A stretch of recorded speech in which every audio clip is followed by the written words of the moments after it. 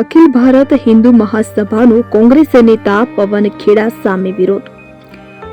વિગતે વાત કરીએ તો અખિલ ભારત હિન્દુ મહાસભાએ કોંગ્રેસના નેતા પવન ખેડા દ્વારા સંગઠન પર કરાયેલા આરોપોનો સખત વિરોધ કર્યો છે. આવેદનપત્ર પહેલા પવન ખેડાનું પુતળું લાવતા પુતળાને પગથી લાતો મારવામાં આવી હતી. પોલીસે સાથે ખેંચતાના દ્રશ્યો નજરે જોવા મળ્યા હતા. પોલીસે પુતળું કબજે કર્યું. આ મુદ્દે હિન્દુ મહાસભાના કાર્યકરોએ કલેક્ટર કચેરીએ પહોંચીને આવેદનપત્ર સુપ્રત કર્યું હતું. આવેદનપત્રમાં તેમણે પવન ખેડાને તેમના નિવેદન માટે માફી માંગવા અથવા તેમના આરોપોને સાબિત કરવાની માંગ કરી છે. હિન્દુ મહાસભાના રાષ્ટ્રીય મહાસચિવ દેવેન્દ્ર પાંડે, રાષ્ટ્રીય સંગઠન મંત્રી રાકેશ તિવારી અને યુવા મહાસભાના રાષ્ટ્રીય અધ્યક્ષ ચેતન પંડિતે એક સંયુક્ત નિવેદન બહાર પાડ્યું છે.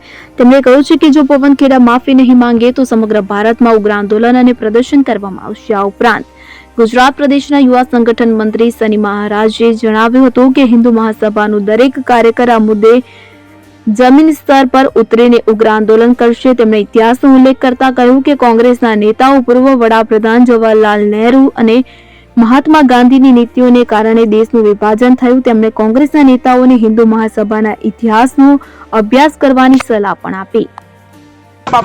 પવન ખેડા જે ભારત દેશનો ઇતિહાસ નથી જાણતો, બરાબર, અને ઇતિહાસ સાથે ચેડા કરી છે.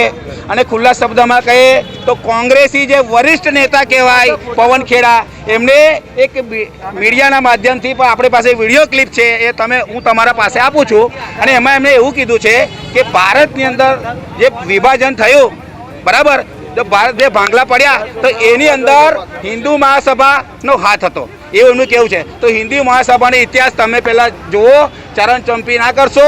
મોહનદાસ કરમચંદ ગાંધી કે જેઓ બ્રિટિશ આર્મીના સૈનિક હતા, અને તેઓ અને નહેરુજીની અય્યાસીઓના કારણે આ દેશનું વિભાજન થયું છે. અને વિભાજન કરવાનું મુખ્ય કારણ આ છે. કોંગ્રેસ ખોટા આક્ષેપ લગાવે છે. એટલે અમારે એટલું કેવું છે કે આજના દિવસે અમે એનું પુતળું સળગાવીશું ને વિરોધ પ્રદર્શન કરે. પણ પોલીસ અમારા કાર્યકર્તાઓને અટકાયત કેમ કરે છે?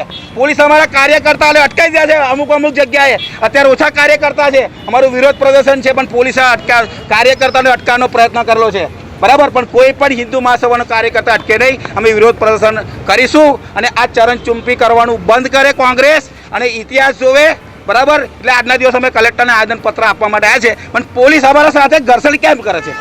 અમે પોલીસ સાથે વાત કરી, એમનો ફોન આવ્યો તો અમે વિરોધ પ્રદર્શન કરવાના છે. દરેક પાર્ટીઓની વિરોધ પ્રદર્શન કરવાનો અધિકાર છે. અને આ હિન્દુ મહાસભા ભારતના ઇતિહાસની અંદર 1915ની પાર્ટી, એના પહેલાં કોઈ પાર્ટી અસ્તિત્વમાં નથી. ક્રાંતિકારી લોકોની પાર્ટી છે આ.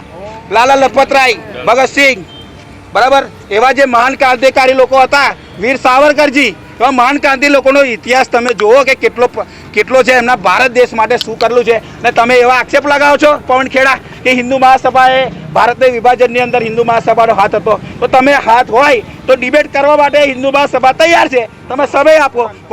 આખી કોંગ્રેસ બોલાયેલો, તમે ભારતની આખી કોંગ્રેસ કમિટી બોલાયેલો, બરાબર. ત્યાં આગળ હિન્દુ મહાસભા ડિબેટ કરવા માટે તૈયાર છે. અને એ આ ખોટા આક્ષેપ છે. એટલે અમે આવેદન પણ આપવા છે કે આના પર કડકમાં કડક કાર્યવાહી કરો અને સજા થાય. પ્રધાનમંત્રીને સંબોધીને અમે આવેદનપત્ર લખેલું છે. અને એ જો આરોપો હોય તો એ સિદ્ધ કરી બતાવે. એ બી અમારી તૈયારી છે કે તું સિદ્ધ કરી બતાવો. તમે મારું નામ પ્રદેશ યુવા સંગઠન મંત્રી સન્ની મહારાજ.